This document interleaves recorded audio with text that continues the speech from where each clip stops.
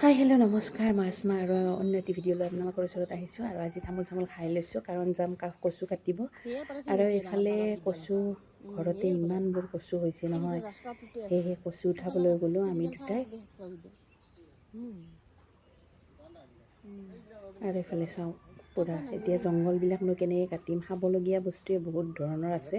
আৰু এইফালে কচু একদম ধুনীয়াকৈ হৈছে আৰু ইয়াক কাটিব ক'লোঁ। বহুত জংঘলো হৈছে, কিন্তু চাফ কৰাৰ আগতে মানে ভাবিছোঁ কচুখিনি খাই লওঁ, নহ'লে বিৰাট মানে বেয়া লাগিব মনটোত। ক'লা কচু লগাইছিলোঁ ইয়াতে ঠাৰি খাবৰ কাৰণে। এতিয়া চাওক আৰু ক'লা কচু কিয় লগাইছোঁ জানেনে? বাৰীখনতে ইয়াৰ আইৰণ বহুত বেছি থাকে, আৰু আইৰণৰ যিহেতু আমাৰ মহিলা মানুহৰ বহুত বেছি কমি থাকে, আৰু সেইকাৰণে ভাবিছোঁ মাজে মাজে ক'লা কচু খাম, আৰু মই সেইকাৰণে লগাইছোঁ বাগিচাখনত। আৰু আজি তাৰে কেইডালমান উঠাই পেলাই লৈ লওঁ। আৰু এয়া হৈ গ'ল আমাৰ কচু কটা। আৰু লৈ আনিলোঁ এতিয়া ঘৰত কচুখিনি, আৰু কচুখিনি ভালদৰে মই এতিয়া উঠাই ল'ম বাকলিখিনি ধুনীয়াকৈ। ঠাৰি এইটো চচ বুলি কওঁ আমি, এই চচটো উঠাই লওঁ। আৰু কচু খাই বহুতেই বেছি ভাল পাওঁ মই, মাজে মাজে এনেকৈ বনাই থাকোঁ কচুটো। ভাবিলোঁ আজি বনাওঁ আৰু আপোনালোকৰ লগত ৰেচিপিটো শ্বেয়াৰ কৰোঁ। আৰু সেইকাৰণে মই এইফালে ধুই ল'লোঁ কচুখিনি ধুনীয়াকৈ।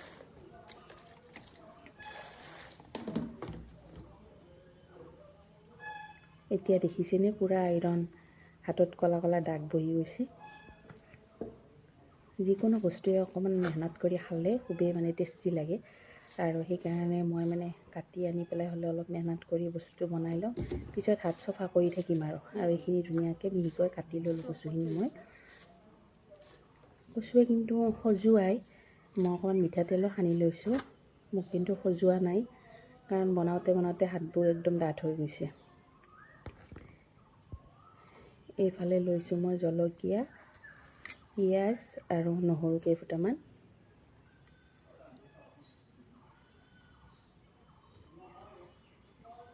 এনেইতো কচু আমি সদায় ভাজি খাওঁ, আৰু কিছুমানে কোৱা শুনিছোঁ কচু বনালে হেনো নিসিজে। আৰু আজি মই কেনেকৈ বনাওঁ চাই থাকক। এফালে দিছোঁ কেৰাহীত তেল, আৰু আমি মিঠাতেলে যিহেতু বেছি ব্যৱহাৰ কৰোঁ, মিঠাতেলে দিছোঁ, আপোনালোকে যি তেল খাই দিব পাৰে। এইফালে দিছোঁ কেইফুটামান অলপমান এয়া দিলোঁ মই পাঁচফোৰণটো অকণমান ৰঙচুৱা হোৱালৈকে। তাৰপিছত দিম পিঁয়াজখিনি কাটি থোৱা, দুটামান পিঁয়াজ লৈছোঁ, ডাঙৰ হ'লে এটাও ল'ব পাৰে আপোনালোকে। আৰু যিবিলাকে সদায় বনাই থাকে পাকঘৰত, তেওঁলোকেতো গমেই পায় মানে আন্দাজমতে পিঁয়াজ দিলেই হয়। আৰু এইফালে নহৰু আৰু যিটো জলকীয়া পেষ্ট এটা বনাইছিলোঁ সেইখিনিও দি দিলোঁ মই ইয়াতে অকণমান। এতিয়া এইখিনি ভাজি ল'ম, বহুত বেছি ৰঙচুৱাকৈ ভাজিব নালাগে।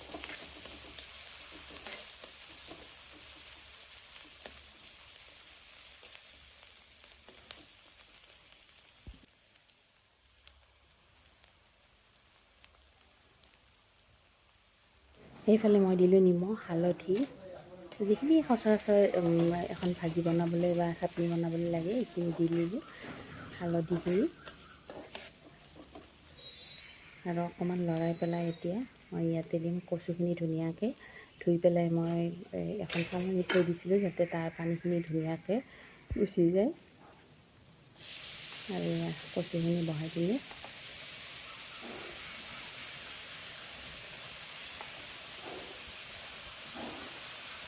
বহুত বেছিও নালাগে, অলপ কমকৈ বনাইছোঁ।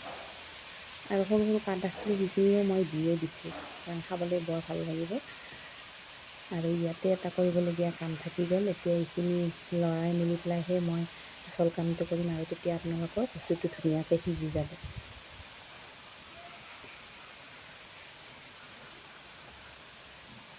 এতিয়া এইখিনি অকণমান লৰাই দিম মই। হেতাখনেৰে অকণমান লৰোৱাৰ পিছত আমি সচৰাচৰ ঢাকনিখন বন্ধ কৰি পেলাই ৰাখি থৈ দিওঁ সিজিবলৈ, কিন্তু তেতিয়া কচুটো ভালকৈ নিসিজে। মানে এনেকৈ যদি আমি থৈ দিওঁ নহয়, ভজা হৈ পেলাই পিছত কচুটো টান হৈ যায় আৰু একদম লেৰেলি নাযায়।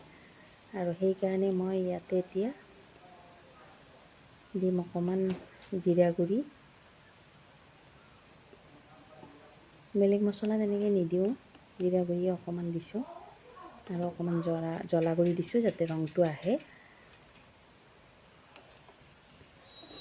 আৰু একদম চাটনিৰ নিচিনা হৈ যাব এইটো।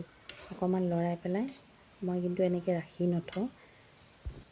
এতিয়া ইয়াতে মই দিম পানী।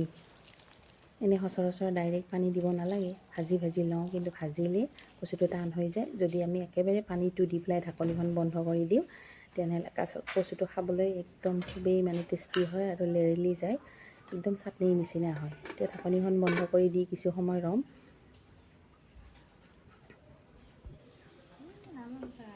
আৰু প্ৰায় 20 মিনিটমান সময় পিছত মোৰ কচু একেবাৰে সিজি গ'ল আৰু এতিয়া একদম ধুনীয়া হৈ গৈছে। কচু নিসিজা বুলিও ক'ব নোৱাৰে আৰু আপোনালোকে। কিছুমানে কয় মানে কচু নিসিজে, কেৰাহীত বনালে বহুত টাইম লাগে, কিন্তু 20 মিনিট সময়ৰ পিছত এনেকুৱা মোৰ একদম টেষ্টি কচু ৰেডি হৈ গ'ল।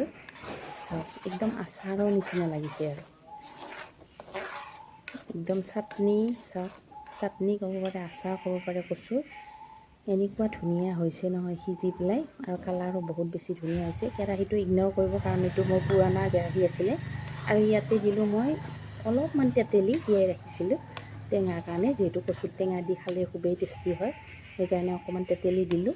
আৰু এতিয়া মোৰ ৰেডি হৈ গ'ল এয়া কচুৰ চাটনি বুলিব পাৰে, তৰকাৰী বুলিব পাৰে, যি বুলি কয়, একদম জেলিৰ নিচিনা হৈছে কিন্তু গাইছ। চাওক, অকণমান দেৰি মই আকৌ লৰালোঁ আৰু কালাৰে মানে কচুৱে একদম মিলি পেলাই ধুনীয়া হৈ গৈছে। আৰু এতিয়া মোৰ কচুৰ তৰকাৰী ৰেডি হৈ গ'ল আৰু গেছটো এতিয়া অফ কৰি দিম, কাৰণ কচু যিহেতু বনোৱা হৈ গৈছে। আৰু আপোনালোকে এনেকৈ বনাই খাবচোন, আৰু এটা কমেণ্ট কৰি নিশ্চয় জনাব বুলি আশা ৰাখিলোঁ।